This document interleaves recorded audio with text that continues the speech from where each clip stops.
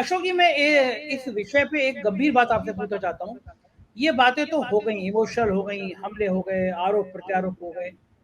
भविष्य की रणनीति क्या बनेगी? क्षेत्रीय दल बड़ी इंपॉर्टेंट भूमिका रखते हैं। बिहार, बंगाल, तेलंगाना, उत्तर प्रदेश, ये वो राज्य हैं जहाँ पे लड़ाई कांग्रेस से है। मतलब उत्तर प्रदेश में लड़ाई कांग्रेस से नहीं है, लेकिन कांग्रेस अलग लड़ेगी तो वोटों का बंटवारा होगा।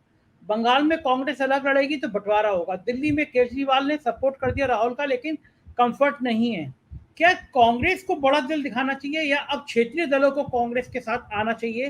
रास्ता कैसे निकलेगा बिना क्षेत्रीय दल मजबूत हुए? जो आज अखिलेश यादव ने कहा है कि कांग्रेस को अब क्षेत्रीय दलों के संग लेना चाहिए, साथ लेना चाहिए। तो क्या कांग्रेस बड़े भाई की भूमिका में आएगी या कांग्रेस थोड़ा झुकेगी, क्षेत्रीय दलों को भाव देगी, या फिर थर्ड फ्रंट और फोर्थ फ्रंट और फाइव फ्रंट और फिर बीजेपी बाजी मार ले जाएगी?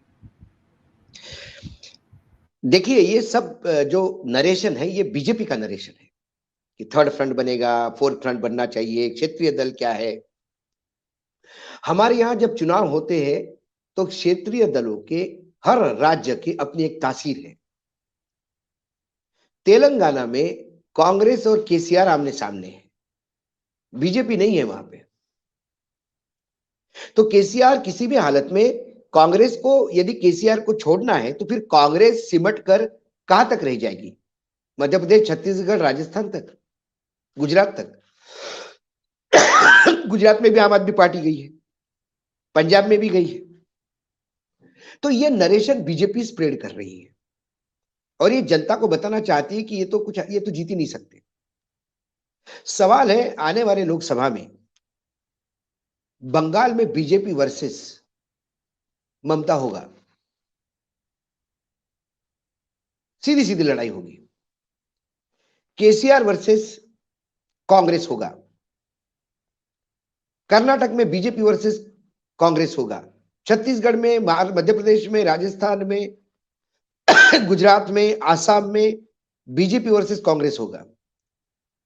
उत्तर प्रदेश में ये 4% वोट कहीं नहीं जाते, 2.5% हो गए कांग्रेस के। ये 2.5% वोट से किसके पास क्या फायदा होगा मुझे बताइए? 2.5% कल स्विंग भी हो गया तो गुजरात का वोट, सर यूपी का वोट परसेंटेज आपके सामने है। लेकिन जब ममता कांग्रेस को गाली देती है तो ममता कांग्रेस को बाकी जगह वीक करने का प्रयास करती है। केसीआर जब विदर्भ में उतरते हैं तो बीजेपी की बी टीम बन के उतरते हैं। जब केसीआर कल्याण तेलंगाना में, कल्याण कर्नाटका में उतरते हैं तो बीजेपी की बी टीम करते हैं। क्यों केसीआर पश्चिम महाराष्ट्र से लेके मुंबई तक क्यों नहीं उतरे? बीजेपी का गढ़ मैं बताता हूं, केसीआर को औकात हुई तो लड़ा ले वहां से अपनी अपनी पार्टी। ये कहीं ना कहीं डायरेक्टली इनडायरेक्टली कांग्रेस को बड़ा होना देना नहीं चाहते और बीजेपी से लड़ना चाहते हैं। यह हो नहीं सकता। आप कांग्रेस को मना करो या कांग्रेस को कुछ करो, आज किसी भी हालत में कहीं पे भी राहुल गांधी केसीआर से कई गुना बड़ा ब्रांड बन चुके हैं। यह बात आप मानिए। कल केसीआर यदि आते हैं लखनऊ में तो अखिलेश के भरोसे आएंगे, अखिलेश को ही भीड़ इकट्ठा करनी पड़ेगी। कल राहुल गांधी आ जाएंगे तो अखिलेश को नहीं बोलेंगे मेरे लिए भीड़ इकट्ठा कर, लेकिन दावे के साथ कह सकता हूं इतनी तो भीड़ होगी इकट्ठा कि लोग सुनने लगेंगे राहुल कहते क्या है। तो ये जो प्री पोल अलायंस की बात बार बार होती है फ्रंट बनाने की, ये बेनामी है, ये बीजेपी का बहुत बड़ा गेम प्लान है। जो भी अलायंस होगा ये पोस्ट पोल अलायंस होगा और 2024 के चुनाव के नतीजों के बाद आपको एक नया यूपीए देखने को मिलेगा तो आपको एक नया एनडीए भी देखने को मिलेगा। यदि 70-80 सीट का गैप पड़ गया तो राजनीति इतनी हार्टलेस है संजय जी, जिस अडवाणी जी के नाम पर, कठोर हिंदुत्व पर ये सत्ता में आए, उन अडवाणी जी को इन्होंने मक्खी जैसा बाहर निकाल के दिया और ये 2014 में ही हुआ, ज्यादा पुरानी बात नहीं है। तो ये गुजरात का फाफड़ा जिलेबी वापस गुजरात चला जाए तो आश्चर्य भी नहीं होगा, और कोई नेतृत्व उभरेगा। 70 सीटें लाएंगे कहां से? तब तो एजेंसी नहीं होगी किसी के हाथ में,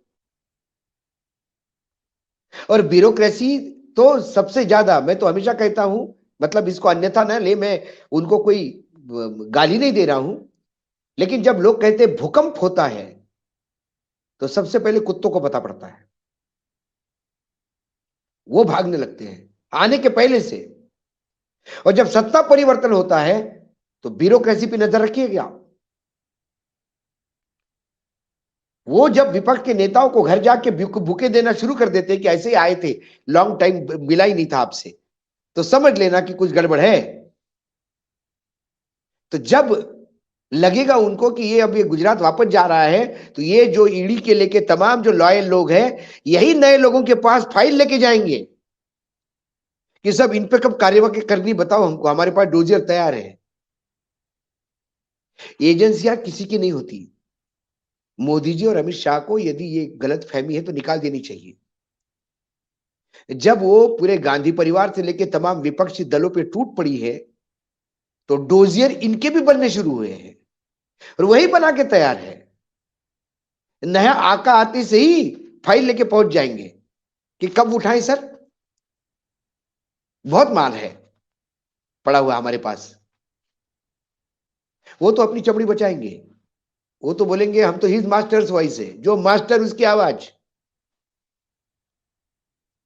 तो आने वाला समय मैं संघर्ष का मानता हूं। जो राहुल गांधी ने कहा कि हमारे हाथ में टूल आया है, रही ओबीसी की बात, तो मुझे ये नहीं समझ में आता। आज जिस मोदी जी ने कहा, कोर्ट में एप्लीकेशन लगाई पूर्णेश मोदी ने कि भाई राहुल गांधी ने मोदी को चोर कहा, हमारा अपमान हुआ, वो डंके की चोट पे एक एफिडेविट पे ये बोल दे या प्रेस कॉन्फ्रेंस करके बोल दे कि ललित मोदी पे हमें गर्व है, ये बोल दे ना ललित मोदी पे हमें गर्व है। क्योंकि उन्होंने तो ललित मोदी का भी नाम लिया था, जो भगोड़े मोदी है उनका भी नाम लिया था। तो उनको बोल देना चाहिए कि राहुल ने जो नाम लिए उन सभी नामों पे हमें गर्व है, तो दूध का दूध पानी का पानी हो जाएगा। मैं बार बार कहता हूं, मोदी ये समाज नहीं, मोदी ये धर्म नहीं, मोदी ये कुछ नहीं है। मोदी ये प्रोफेशन है। परचून की दुकान चलाने वाले को मोदी कहते हैं, जो घरेलू सामान बेचते हैं उनको मोदी कहते हैं। घर के अंदर जो भंडार गृह होता है, भंडार खाना जिसको कहते हैं, गुजरात में कई जगह उसको मोदी खाना भी कहते हैं। मोदी कईयों में पाए जाते, पीलू मोदी थे, रूसी मोदी थे, पारसी थे, सैयद मोदी मुसलमान थे। तो मोदी सरनेम से कुछ नहीं होता जी। कल मैं भी क्लेम करने लगूं कि मेरे को भी लोगों ने पूछ लेना चाहिए, मेरे स्टेडियम पे मैच हो रहा और मेरे को टिकट भी नहीं भेजते, मैं भी कल कोर्ट चला जाऊं क्या? वानखेड़े स्टेडियम पे मैच होती है और अशोक वानखेड़े को पास तक नहीं आता, मेरे सरनेम का उपयोग दुरुपयोग किया जा रहा है। तो भाई ये तो बड़ा गड़बड़ हो जाएगा। अभिषेक कुमार तो बहुत सही है, कुमार लगा के वो निजात पा लिए। हमको मालूम नहीं था आने वाले समय में सरनेम का इतना बड़ा फायदा होगा, इतना नुकसान होगा। कई लोग ईद के दिन मुझे बधाई देते हैं, गले लगते हैं, मैं भी लगता हूं क्योंकि मैं सभी धर्मों का आदर करता हूं। बाद में पता पड़ता है उनको लगा समीर वानखेड़े के साथ अशोक वानखेड़े भी मुसलमान हो गया। लोग जय भीम की भी कहते हैं हमको, क्योंकि दलितों में भी वानखेड़े होते हैं, तो हम जय भीम कहते हैं। भीम से क्या प्रॉब्लम, आंबेडकर जी से क्या प्रॉब्लम? आप सही है, आप सही तो है। सवाल ये है गुरुजी, ये जो दलित का कार्ड फेंक रही है इनके गले पड़ गया। बिल्कुल ठीक बात। ओबीसी का जो कार्ड फेंक रहे हैं कि भाई ओबीसी है, ओबीसी है, ओबीसी का अपमान किया। जेपी नड्डा कह रहे ओबीसी का अपमान किया। मतलब अरे बैंक्रप्सी होती है आदमी की, थोड़ा बहुत दिमाग दिवालियापन होता है, टोटल 0% दिमाग हो जाए ये तो कभी सोच भी नहीं सकता मैं। मैं बार बार कहता हूं, जो आपने कहा अभिषेक ने कि बजट क्या इतने मिनट में पास हो सकता है क्या? अरे बजट प्रेजेंट हुआ, यही हमारे आप सबकी सामने दिखने वाली बात है। आने वाले समय में ये भी प्रेजेंट नहीं होगा। जैसा रेलवे बजट खत्म हो गया, वैसा ये भी बजट खत्म हो जाएगा। बाद में सिर्फ एक अध्यादेश आएगा और उसको मानना पड़ेगा। और फिर हम बच्चों को बताएंगे कि एक समय था गुरुजी, बजट पढ़ा जाता था, बजट पेश होता था, इकोनॉमिक सर्वे पेश होता था। जैसे हम अभी नई पीढ़ी के पत्रकारों को बोलते थे कि हर प्रधानमंत्री साल में एक बार प्रेस कॉन्फ्रेंस लेता था। ये लोग इतिहास हो गया, ये दंत कथाएं हो गई अभी। क्योंकि मैं बार बार कहता हूं, हमारे पार्लियामेंट में कव्वाल बैठे हैं, दो गाते हैं, बाकी सब पीछे तालियां बजाते हैं।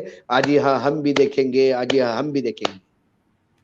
जब आदेश होता है तभी वो सूर लगाता है या किसी शेर को रिपीट करता है।